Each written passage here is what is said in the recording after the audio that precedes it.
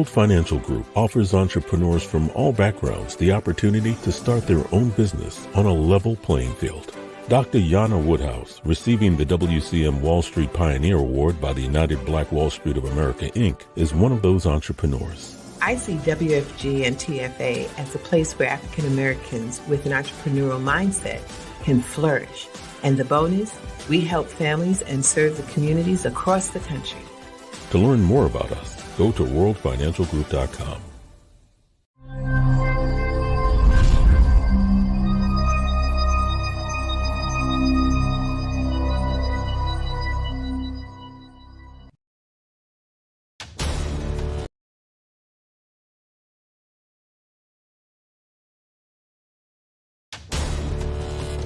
We are the sons and daughters of the soul. We are resilient and forever forward-thinking. We ask for nothing else than the opportunity to live and to create the lives that we were meant to live. We want nothing but an equal chance at options and possibilities. The same possibilities and options to live out our potential as our fellow man. We want to be heard, understood, and expressive in our reality. We are the future. We are the creative. We are here.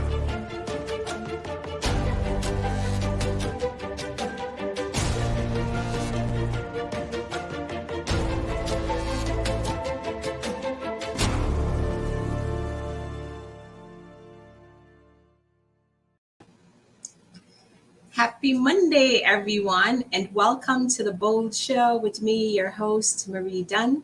It is always a pleasure to be in this space to talk about our stories, to hear your stories, and also to remind you that we are all resilient and everything that we need to get us through lives within us. But we have to recognize that. And until you do, I am so sorry you're at a disadvantage. But it's all possible. Believe you can, have faith, and be willing to do the work, and you will definitely get through the process. Trust the process.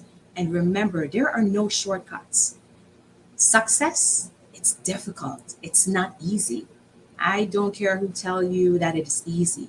And a lot of times we see the end results, but we never understand the stories behind it and how we got there, because there is a story, right? So today I'm super excited, like I always am, to sit and talk to resilient folks, to talk to folks who have an abundant mindset, to talk to folks who have faith and hope and know that it's all possible. Today, I'm here with the one and only author and advocate, Kevin Blaize. Kevin has a powerful story that's going to make you say, wow. But something so profound about this gentleman when I met him was just like really talking about that inequity in home ownership among our race. So, welcome, Kevin. It's a pleasure. Thank you for being a part of the Bold Show. Oh, thank you for having me, Maria. I really, really appreciate it. Thank you very much. It's a pleasure. So I know I gave folks the short version of who you are. Now I want you to like really take the time to introduce yourself and tell us who you are. Okay. Hello, everyone. My name is Kevin Blaize. I'm an author. I reside between Pennsylvania and Brooklyn, New York. I launched my book in April of 2021, and I've been getting some great reviews on the book, and it's been doing pretty well. I'm an independent author, and I'm self-published. I'm not on any of the major sites such as Amazon or Barnes and Nobles. Everything I do is 100% independent. I distribute my own books, print my own books, and everything is 100% independent. And we're pushing hard, man. I'm trying to get the younger folks to open their eyes to the home ownership process, as well as folks who are older in age, but that weren't taught the process. I'm trying to get it for them to open their eyes also, because it's a very important part of our life, and we're not being educated on it. I started writing the Homebuyers book in 2018, I want to say. 2019, I want to say. And I put it on the market last year, 2021, and we've been getting great reviews on it. As far as myself, I never thought I would be a writer. I didn't have that intention when I was growing up. I worked construction for a lot of years and transferred over to New York City Transit later on. And I'm still there today. But pretty simple guy. I go to work. I like to hang out. And majority of my time right now is being taken up by my books. That's what I'm putting 100% of my effort into is my books. Awesome. Thank you so much for that wonderful introduction. But I'm going to tell you something. There is nothing pretty simple about who you are. It takes a lot of courage and it takes so much to want to put yourself out there and be so vulnerable. Because this is an art and we live in a society and are so judgmental. And it's so easy for us to point fingers at each other and say what we're doing and what we're not doing, and also want to tell us how to show up. Right. And you were able to rise above that. So there's nothing simple about that. Okay. Thank you. I want you to own it. And something that you said, it's a quote from you, and I'm going to read it directly because I don't want to mess it up. It says, information is power. And a lot of us want the information and do not know where to turn to receive it. We're changing this and changing history. Right. That is powerful because I know knowledge is power and information is freeing. Because once you know, it's such a sense of liberation. So before we get into the creation of your book, talk to me about what led you to the point of writing this book. How did we get here? Honestly, by chance. It wasn't an intention of mine at all. I don't. When we met, I had two of my books on display. I had my fictional book, and I had the information book. The fictional book, I signed up for a class to learn how to market the book because I didn't know anything about marketing. I just knew I had an amazing story because I had read it so many times, and I used to read a lot, so I knew I pretty much had an idea what was good and what wasn't good. So I signed up for this class with my guy Sean Blanchard, and at that time the class was $997, so call it $1,000. I went into the class to learn how to market my fictional book, but when I got into the class, every author in there had a pain book, how to uplift yourself. And I'm saying to myself, oh man, did I waste my $1,000? Because my book was fictional. It had nothing to do with what they were talking about in the class. And so I stuck with the first session, and he was going around to every author for them to talk about their book. And that was the first time I had pitched my book to anybody. So I made my pitch of my fictional book, and it was just silence. Like, it was a horrible pitch. You could tell that nobody was feeling my book from the way that I explained it. So I'm sitting there and I'm like, wow, damn, what am I gonna do? But the thing that kept me going was I knew I had an amazing story in that fictional book. So I stuck with the class, and as the class went on, I started to say, all right, this is no longer about the fictional book. I had an idea. I was doing credit repair at the time, so I had that experience. I had the home buyers experience, which was good and bad. And I started thinking, I can put this out there as well to go along the lines of what this class is doing. My brain started racing and saying, I can join this class outside of my fictional book. And I also had the home buyer, and I also had the real estate experience. So that I put the pen to paper, and it just blossomed into something else. But it was by accident. It wasn't intentional at all. So thank you so much for sharing that. But the older me, the matured me, have come to realize that nothing is really an accident. We think it's an accident. Right. I believe in divine intervention, and I Mhm. believe I don't really believe in coincidences anymore. I Mm. think that every experience that we go through in life was meant to be, because Yes. it's also preparing us for the next chapter in our lives.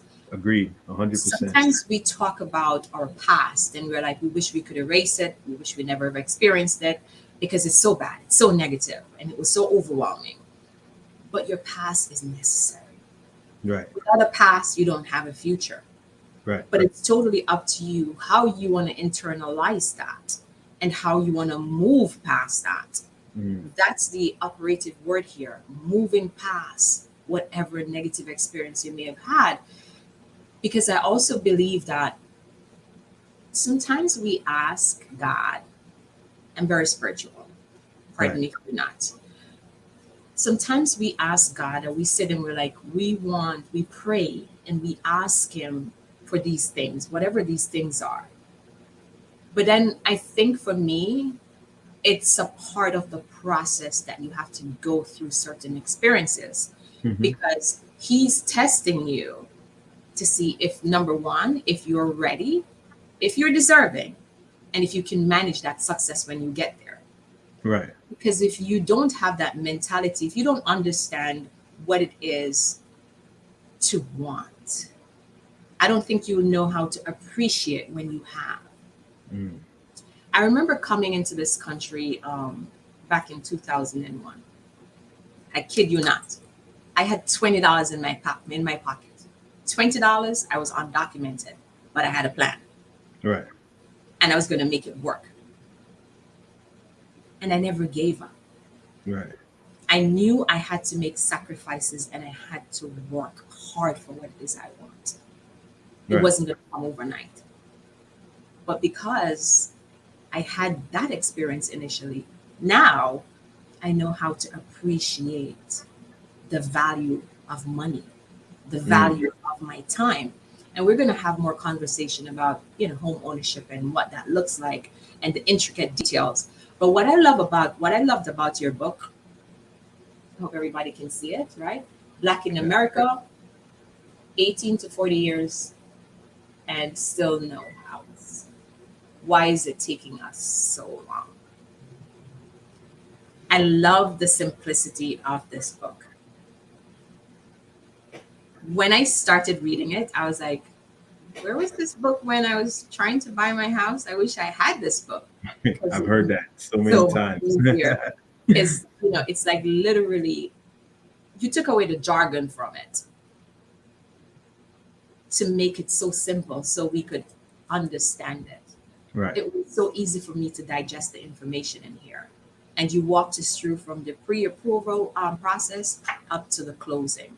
Right. Tell me, what was that like? And you mentioned earlier that you have experience in real estate. So talk to me about how you gathered all this information, how long was the process, and what did that feel like for you? Well, basically everything was experience, personal experience. Going to several closings that I was involved in for my own purchases, uh, signing several contracts, sitting in on purchases that others have made, closing certain deals when I was renting apartments as an agent. It's pretty much all experience. And I was able to simplify it because it's not difficult. It's just that nobody's teaching it to us. So after you purchase the first one and you sit back, you realize that it's not as difficult. It's just that you didn't know. So I was able to simplify it because I realized that it's not that difficult. It's not as difficult as some make it out to seem. And once it's taught to us, we master everything that's taught to us. But the thing is, nobody's teaching it to us. If you can read what I put in that book, you'll be able to master it. And that's the thing. And you know the saying that they, I don't want to mess up the quote, but put something in a book if they don't want us to learn about it. If you read my book, it would be plain as day. You would realize it's not as simple. You would formulate a plan and you can execute. But the way I was able to simplify it was because of experiences, both good and bad. Awesome. So, in preparation for this conversation today, I was curious as well, and I know that there is such a wide gap between home ownership for folks who are Caucasian as opposed to our Black and Brown communities, right? Yeah. And I went to USA Facts, and they published this data back in July of 2020. And I was just like blown away when I saw the stats, because basically what they're saying, Americans was 73.3% compared to 42.1 Black. Yeah, Caucasian Americans, 73%. Yeah. Yeah. Mhm. And the Hispanic, and only 42.1% of Black Americans actually own property. Right. It probably had the same effect on you that it had on me when I found out our average age to buy our first house was 48 years old as of 2018.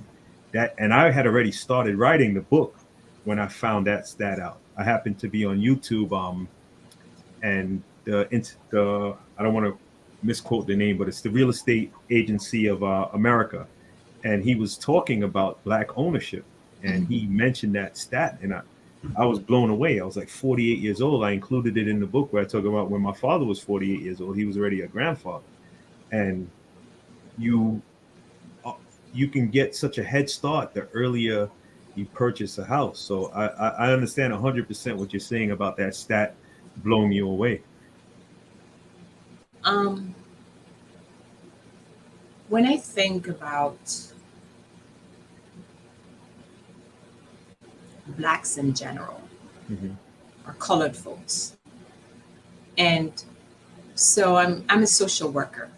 I work in child welfare, and I remember going into lower income housing to do home visits and stuff like that. And I remember saying to myself, I was like totally blown away the very first time I did that as an immigrant coming into this country. Because I know how much, as a Jamaican, how much we value our property, how much we value ourselves as human beings. And then to walk into these projects, quote unquote, and to see how people treat where they live anyway.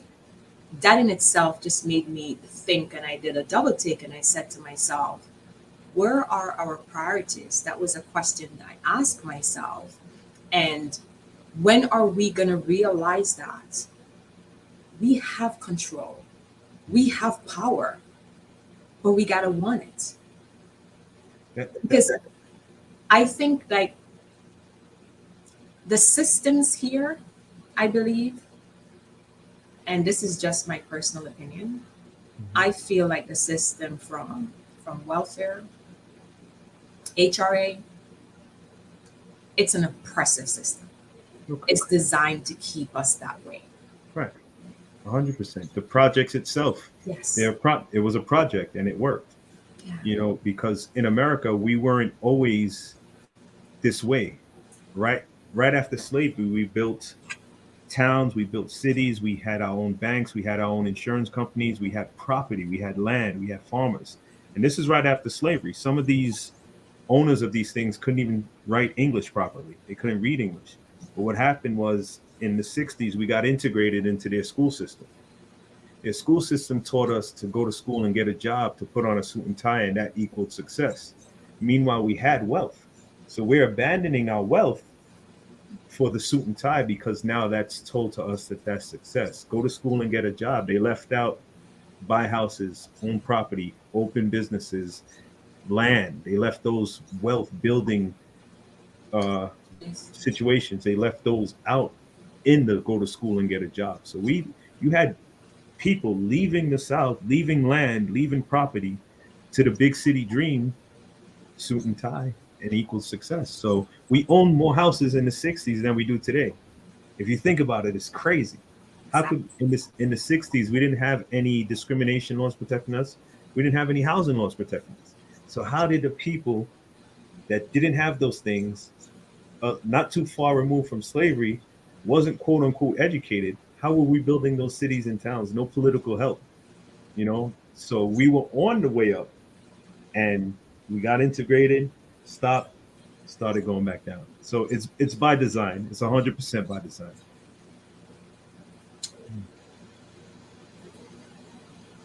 The more I hear, the more I listen, the more I read, and I talk to people, I network, and I hear these stories, it's so disheartening to me. And then it goes right back to our conversation today about knowledge and about information. But we have to want that. So, talk to me about a time, because I know like you are one of the few who figured it out, Mm. right? And recognize that you don't want to be a part of this design and you don't Right. have to be a part of this design. Um, but what was that defining moment for you that made the light bulbs go off? Made the light bulb go off. Yeah. It it had to be one of my coworkers got injured on the job, and he broke his wrist, and the boss brought him back to work and promised him if he didn't just don't sue me, you're gonna have a job. He didn't sue the boss. He brought him back to work when he healed up, and fired him 90 days later, laid him off 90 days later. Because after the 90 days, you can lay them off. So he tricked him into not suing him, kept him for the 90 days. Once the 90 days was over, he got rid of him. At that point, I realized that you can't let anybody control your life like that. You you did him a favor because you got injured. You could have gotten a hefty check for the way that you got injured, but you trusted him, and he totally betrayed you. So from that point on, I said I have to be in control of my own destiny. Like I'm never gonna put my faith in a boss or a job's hands. If I can't make it work for myself, I have to figure out a way to make it work. And that was before I even considered writing. That was just my mindset. The writing came further down the line because this was early in the 2000s. But I knew there had to be a change. Okay. So you knew there had to be a change. Yeah. And how did you start that change? I started to change. I want to say in 2016, I started working off the books, and I realized income, how much money I was able to put aside working off the books. I was working on the books also, but I was doing extra off the books. And when I realized the amount of income I was able to put aside, I realized that just working for one job or working for a person is never going to get you to the position that you want to be in. And that was 2016 that I started that process. And that was after I penned my first book. So my first book was already penned, but my mindset was still, oh, I got to get up every day and go to work. I got to go to work. I got to go to work. That's the only way. But it's not until I started working off the books, which you weren't supposed to do, that I realized that no, there's more to this than just working for somebody and looking for a pension. So you got the concept of multiple streams of income and you Right. read it. I All read right. it. So I'm going to take you back to initially your introduction and talking about the fact that you're an independent author and you literally control every aspect of your book. Your book is not even an Amazon. Right. You control your marketing. You're doing everything solely by yourself. Now you're a full-time author and an advocate. We'll get into the advocacy aspect of it in a few, but I want to understand your drive and your willingness to jump because that's a risk that you take. Right. Talk to me about that. You have to believe in yourself. If you can't expect anybody else to believe in you if you don't believe in yourself. Like I know what I have is powerful, I know what I have is worthwhile, and I know what I have is unique. So there's nothing that anybody can do or say to change that mindset. So that's what I go off of. I pray to the Father for strength. I thank the Father for strength to be able to go outside and push my product. I thank the Father for having given me the courage to go and stand out in front of people, because it's 1,000 no's to one yes. But that one yes is worth it. You know, people walk right by you like if they don't even see you, but that one yes is worth it. And I thank the Father. Like I a friend of mine says, she says, pray and push. That's what I do. That's what I do. You pray and you push. What does a typical day look like for you? I would get up maybe between 7 and 8, and I would post my ads from the night before, because I prep them the night before. So probably between 8 and 9, I would put the ads on my multiple pages that I have, and then I would get ready to go out on the street and push my books until about 2 in the afternoon. 2 in the afternoon, I would go back home and get ready to go to my 3 to 11 shift. Your 3 to 11 shift, where is that? That's with transit. That's with transit? Yeah, Got it. So you have like a very long day altogether. every day. There's no short days. Every day. You push and you pray.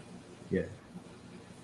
I'm so happy to hear that. And that's like music to my ears, uh, because it's also a reminder that nothing in life worthwhile is easy. It's It not. takes dedication, it takes consistency, Mhm. and a lot of positive self talk. Correct. Because when the moment gets so tough and you feel as if, why am I doing this again? And Mhm. like you said, the consistent no's that you get. Mhm. So is it every day that you do this, or do you do like a Monday to Friday? What does your schedule on the road look like? And do you change locations? Um, how do you do it? What does that look like? I go all over the city. I try to go out as much as I can. I go downtown Brooklyn. I go Flatbush and Church Avenue. I go Eastern Parkway, and I go to a lot of. I go to Prospect Park. I go to a lot of pop up events like like the event that I met you at. Mhm. Um, but I try to go out. I try to go out every day.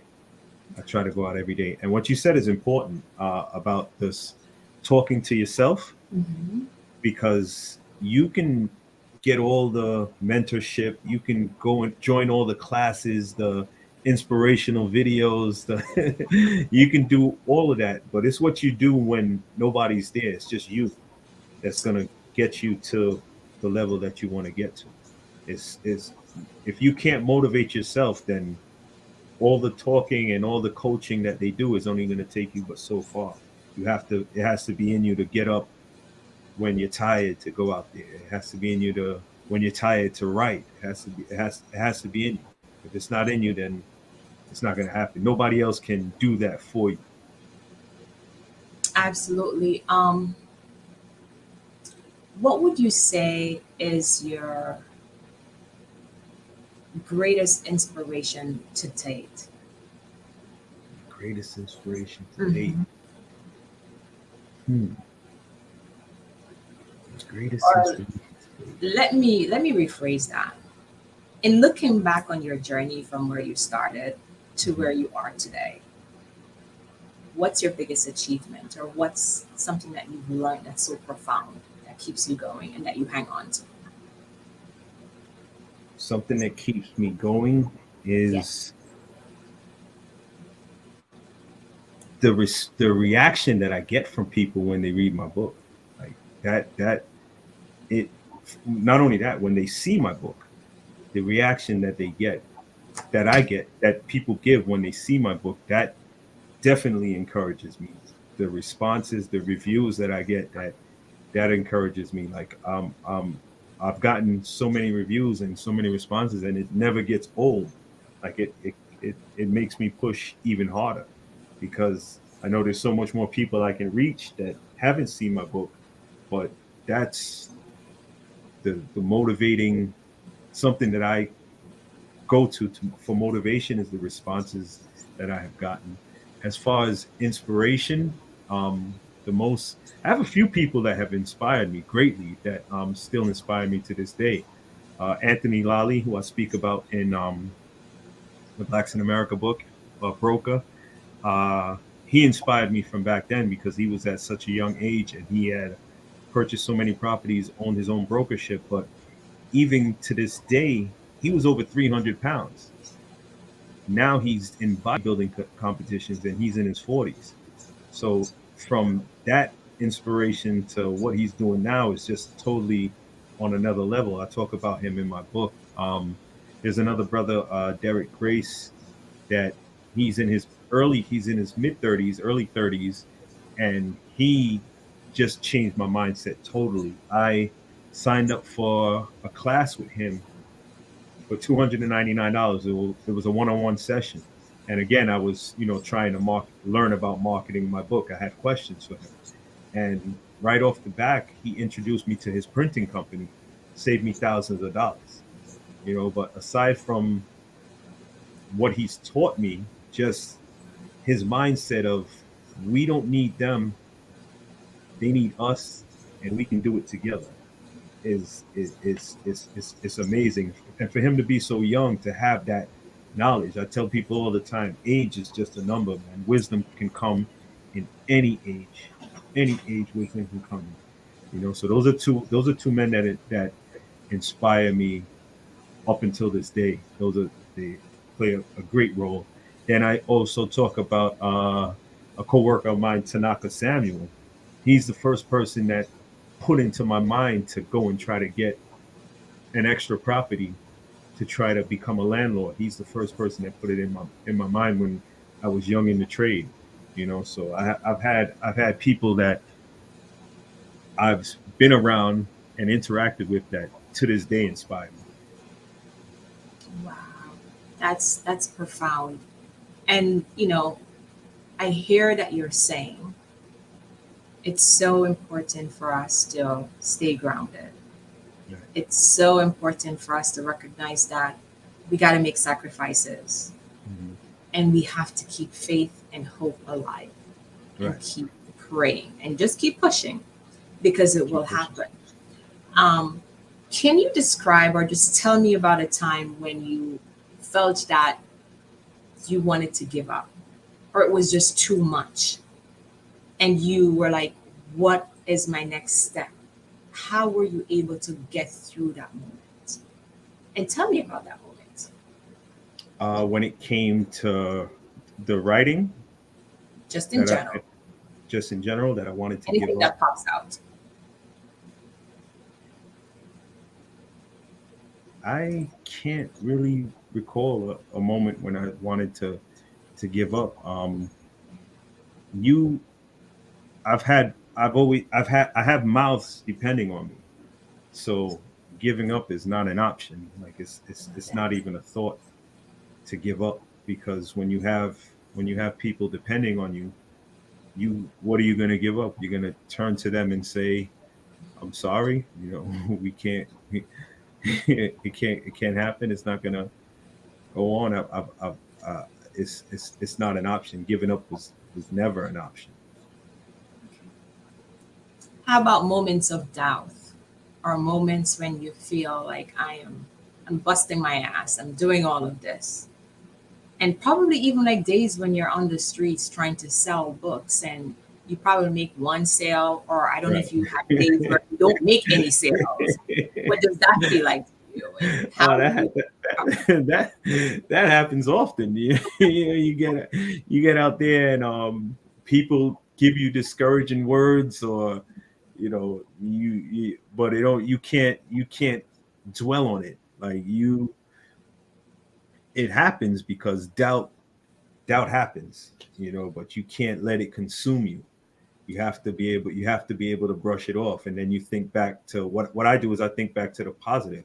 Like I've had people leave me $40 tips. I've had people leave me $30 tips. So with that moment of doubt, like if somebody says something that is negative, or I get a negative thought, because you're out there, you're entertaining energy. So it's negative thoughts are gonna happen because of the energy that's surrounding you, especially if you're in a negative environment. There's times I'm out there and I'm with my books and fights are breaking out. Police are chasing people. Like if you're in an environment where sometimes there's negativity around you, doubt is going to creep in. But I have to focus on the positive that I've done, and the positive that I know I can achieve, and what the end goal is. That's what I focus on. I don't let. So I think we just lost our guest. Just picking up from where he left off, he was basically saying that he doesn't. Oh, I think I lost you for a second. Oh, I was still hearing you. Oh, you're still hearing me? Yeah. Okay. I was hearing you. All right. Sorry, you'll have to repeat what you just said if you don't mind. What was the last thing you heard? Do you remember? What was the last thing you heard me say? That's so bad. That is so bad. I think you asked when doubt creeps in. When doubt creeps in, and you were Right. saying you focus on the positive, not the negative. Right. When there's so much negative energy around you, yeah. Right. There's so much negative energy around. Doubt is gonna creep in. It's gonna creep in. You hear snide remarks. You hear people that doubt themselves, and they try to push that doubt on you. But being around people, you're gonna absorb some of that energy, some of the negative energy, but also you absorb positive energy. Like even though the environment may be negative, I get so much positive energy when I'm out there. I get more positive energy than negative energy, even though it's more no's than yes, because the positive energy that comes is it lifts you up so high. Like you absorb it, and you go with that. Like I've told stories that every time I go out, something amazing happens. So that keeps me going. It keeps me going. It's not often that you see us out there with physical books on a street corner, and a lot of people do appreciate that, and they comment about that. Awesome. What does sales look like for you? How is the sale with your book? How is it? They vary. It varies. Some days are amazing. Other days I've walked out of there with $3 in tips. But I know that those days that I haven't done well, like if I go to a pop-up shop and I don't do well, it's networking. There's networking, and networking is a big key. It's not always about the income. The income was great because I'm paying for my daughter's school out of pocket. A nursing school, I'm paying for that out of pocket. So the income is a big part of it, but that's not all there is to it. Like you meet some amazing people out there, and that you have to, I realize that it's much bigger than just the sales of the book. That's a great part of it, but it's much bigger than just the sales, especially at this point, because I want to get into the high schools to be able to teach 11th and 12th graders. That's another reason why I made the book so simple. After 11th and 12th grade, they're in the real world. Some of them aren't going to college. A lot of them aren't going to college. Now they're in the real world. So I simplified it enough that 11th and 12th graders would be able to understand it, and I could try to change their mindset on home ownership, even if their parents didn't own homes. Even if their parents own a home and never taught it to them. If I can get into those schools and start to talk to them, they don't need their parents' guidance on it because they have this book now. Now they may know more than their parents ever knew. They may purchase before their parents. They can teach their parents now.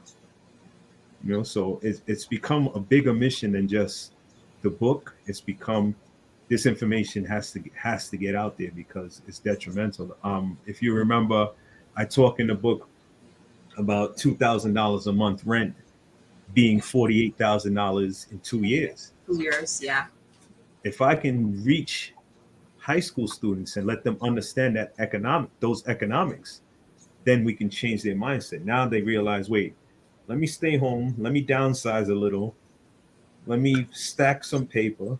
I'll be able to travel a little, I'll be able to do this and that.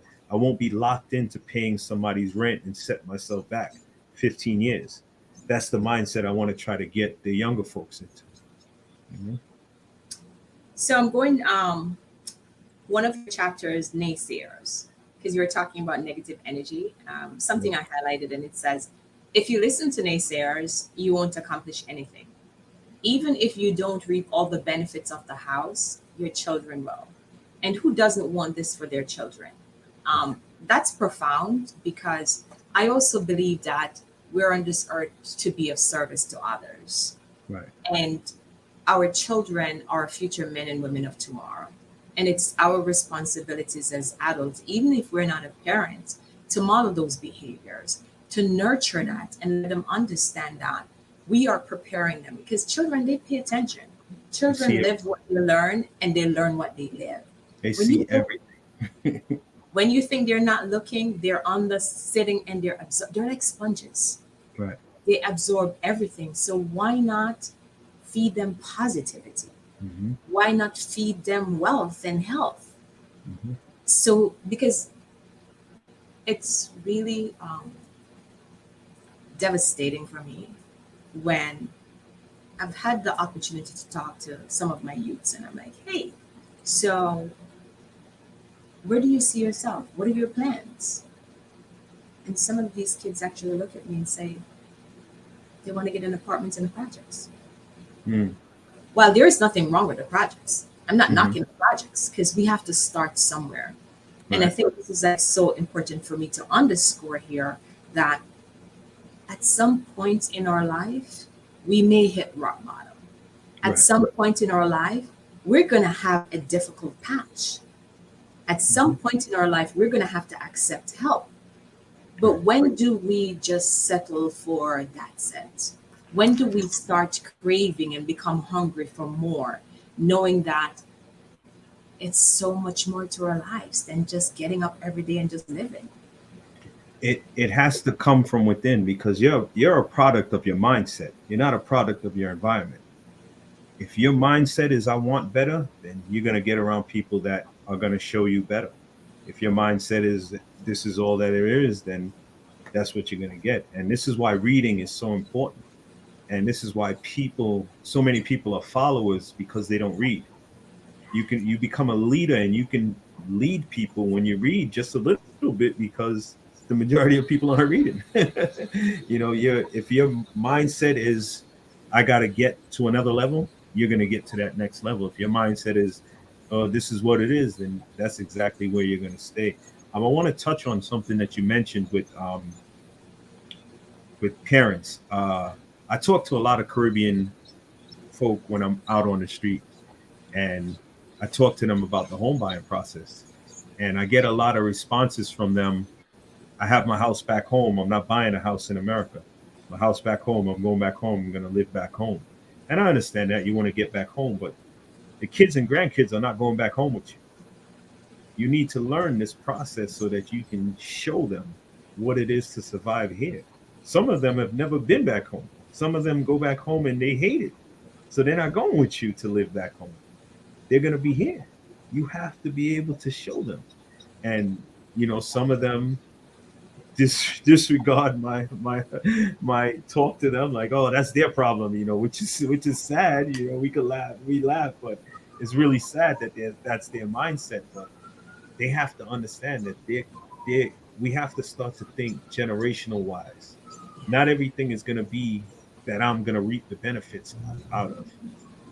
I need to learn how to do this because we were given we were at a disadvantage. The others had a head start. So it's going to take a while for us to catch up. But if we're not willing to learn to show the ones coming up, we're just going to keep going backwards. Absolutely.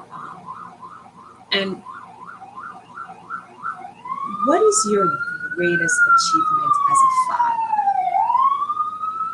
a So far, it's my two oldest leaving school without student loans. I think that's it hasn't been easy, but I think that's my greatest achievement is them understanding why I push the way I push, and them so far, because they're not 100% done, but so far the amount of time that they put in is all without student loans. It's big. You want to be able to give them a give them a head start, and it's taken a lot of sacrifice, but I think they're worth it. If I didn't think they were worth it, I wasn't going to do it. Reality, you have to be honest with yourself. Like I'm not gonna pour into an empty vessel. Yeah, I would still communicate and try to show them, but I wouldn't take my time, my because you don't get time back. Yeah. So I wouldn't take my time and invest if I didn't think they were worth it. And they definitely, to me, is I don't regret it at all. It's actually fun meeting the challenge to be able to help them out that way. Absolutely. Awesome. What does the process looks like for you? If someone out there is probably thinking they want to publish a book, but they don't understand the intricate details because people see books being published, right? Right, But they right, don't understand the nuances and all of the work that right. goes into it. Can you talk to me a little bit about that? Sure. The real work starts after the book is finished.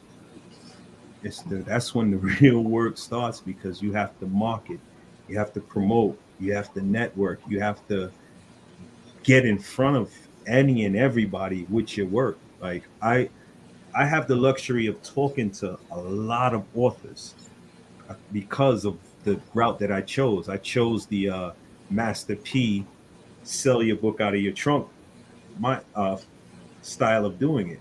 So I'm out there interacting with people on a regular basis, and I've run into so many authors.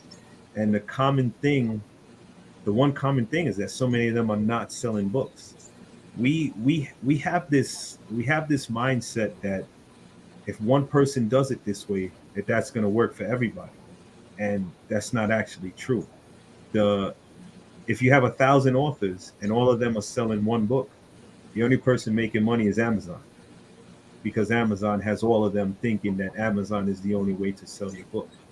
And I run into so many authors that are complaining that they're not selling their book.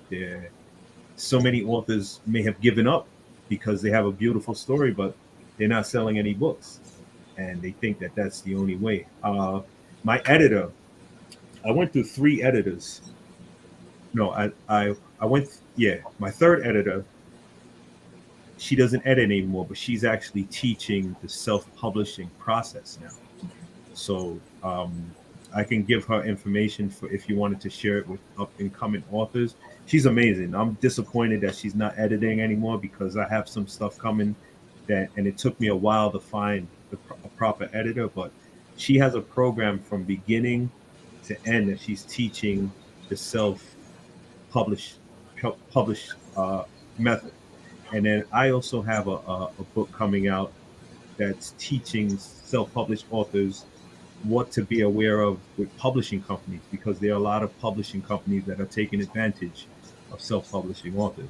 So that's going to be a short ebook with personal experiences that I went through, what to look out for, and especially especially if you're trying to do it on your own. So you have to give it 100%. If you're not going to give it 100%, then this is not something for the lighthearted. It's not something for people that think that it's just going to happen. You have to make it happen. You have to make it happen. Love that. You got to make it happen. Um, I also checked out your YouTube page, and you basically talked about like your goal is to give back to our youths. Oh, yeah. Tell me what that is looking like for you already, and where do you see yourself a year from now as an advocate? Uh, and that again wasn't the intention when I started writing. Like it's blossomed into something so much bigger than I thought. I just knew I had an amazing story, but in going out there, being invited to schools, talking to youth, I realized that it's much bigger than my book. We're talking about my fictional book now. I went to a school in Georgia. I was invited out to a school in Georgia, and I'm talking to the students about my fictional book, and we're talking about the Marvel movies. And like three-quarters of the class had seen the Marvel movie. We were discussing if we liked it or not.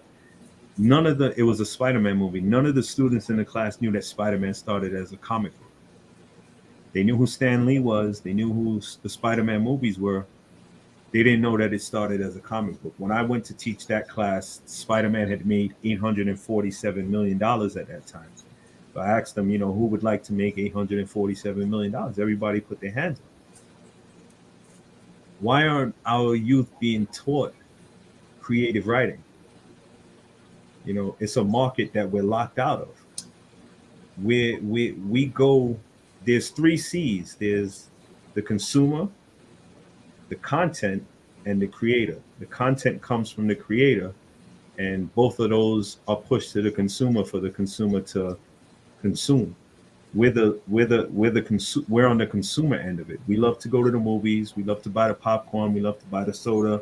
We love to sit on the couch. We love to stream the Disney shows. We stream on YouTube, Hulu, Netflix. Those are all winning because they have content. So why are we just consumers? Like, who has a more creative mind than a 12-year-old? Who has more creativity than us? Who has a more creative mind than a 10, 11, 12-year-old? Why aren't they being taught to creatively write? It's $1 trillion industry. The Marvel movies have made 25 billion on their movies alone. That's just Marvel. So you throw all the other movies in there from one book, you could get a prequel, a sequel, a trilogy, a TV show, merchandise, plays. Like, the list goes on and on. When they come into our neighborhoods and they film movies and TV shows, you only see them. You don't see us on the production team. Cameramen, sound systems. Like, there's a whole market out there that we haven't even begun to scratch the surface. And when I get into schools to talk to youths, or even if I'm standing out in the street and I'm talking about my fictional book, because that's my baby, it's become more than my baby. It's become, you need to start to expound on these kids' creativity, because without content, there's no Netflix. Without content, there's no Disney. So why aren't we being pushed, and why aren't our youth being told to tap into that creative mind?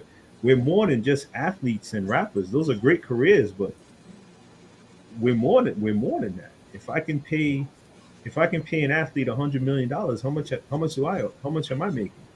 When you write, you can copyright, you trademark, it's ownership. Now they have to come to you to pay you for your work, to use your work. Intellectual property. That's it. So it's become much more than just my book. It's become, I need to open up these children's minds to being creative. And when I talk to the parents, I tell them, talk to them, see if they have some creativity in them. Try it. The parents have dropped the ball because they've made reading a punishment. The turn off the TV and go read a book, or turn off the video game and go read a book. Now you're making a child hate a book because I was doing something fun and you stopped me, and now to go read. And I don't see you reading. You're telling me to read. I see you struggling. You're telling me to go read. Why didn't you read?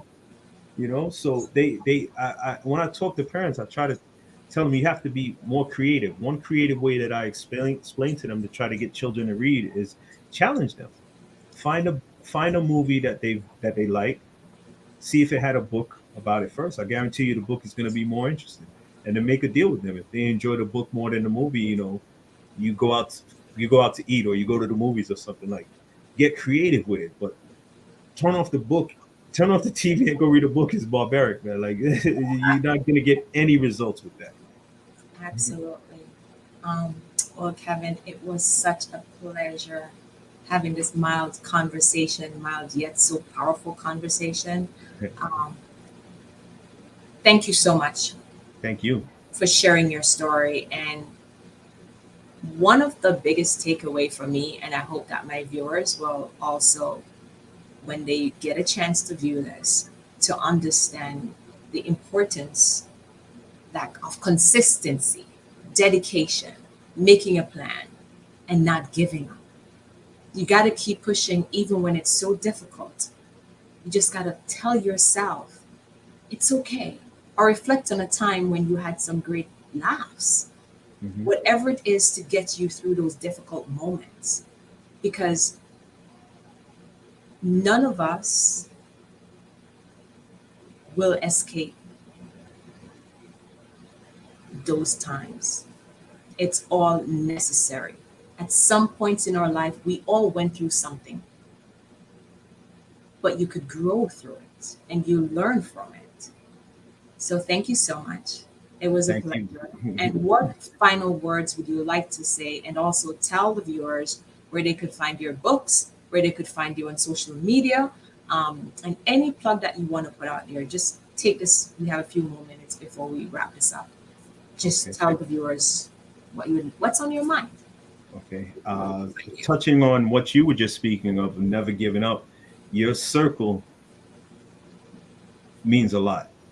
If you have a circle that is not encouraging, if you have a circle that's negative, if you have a circle that's not about anything, then more than likely you're gonna follow that path because it's what's around you. If you're the smartest in the room, you got to get to another room.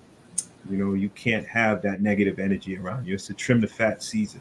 We don't have time to waste. We're already at a disadvantage. So if you have people around you that are not about anything, you got to get away from them. Start to get around people that are doing what you aspire to do that you can learn from.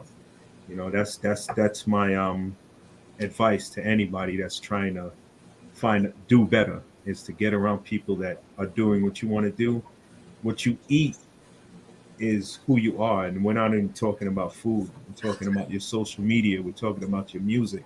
If your social media is just fighting all day or negativity all day, then that's what you're gonna be. You have to. You can do a purge of your social media and start to follow people that are giving positivity. That your social media account can totally turn your life around if you follow the right accounts. But I'm sorry if I talk too much. I do tend to babble on a lot, but you can find me. Let me talk a little bit about my baby. This is book one in my trilogy. I'm taking this to an animated movie. This is what started the movement. This is Dogs of the Wild.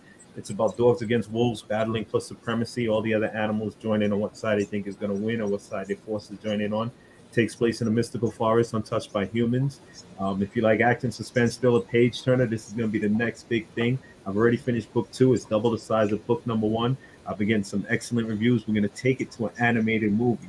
And this is what I'm talking about when I talk about the youth have to tap into their creativity. It's not often that you see someone like me pushing a book like this, but I want them to be able to see that if I can do it, they can do it. So it's become much bigger than my baby. This is my baby, but it's become much bigger than this. So look out for this. We're coming to the big screen. We're coming. Book one, book two is done. Book three is in my head, and we're coming. Right here, you can find that at www.dogsofthewild.com. Yeah, www.dogsofthewild.com. You can find this book. Here is my coloring book to Dogs of the Wild. This newly released. What I did with this one is I'm introducing the characters of the trilogy to younger kids before they're at the reading age of the trilogy. So what I did is I put some crossword puzzles in there. I put some mazes in there. I put some fun facts about animals in there, and I put the characters from the book in there. My illustrator, Derwin Graphics, hooked me up with an amazing coloring book. He hooked me up with some awesome illustrations in here. And this is also on the same website, so you can check that out. My ebook is on there also. And then here is the home buyer's book. You can find at www.18-48.com. But everything is done by me, self-published, independent author, and we're going to the top. I really appreciate you having me on. Thank you very much. It was a pleasure. And good night, everyone. Thank you all so much. Have yourselves an amazing rest of the day and week on purpose. I'll see you next week. Bye. We are the sons and daughters of the soul. We are resilient and forever forward thinking. We ask for nothing else than the opportunity to live and to create the lives that we were meant to live. We want nothing but an equal chance at options and possibilities. The same possibilities and options to live out our potential as our fellow man. We want to be heard, understood, and expressive in our reality. We are the future. We are the creative. We are here.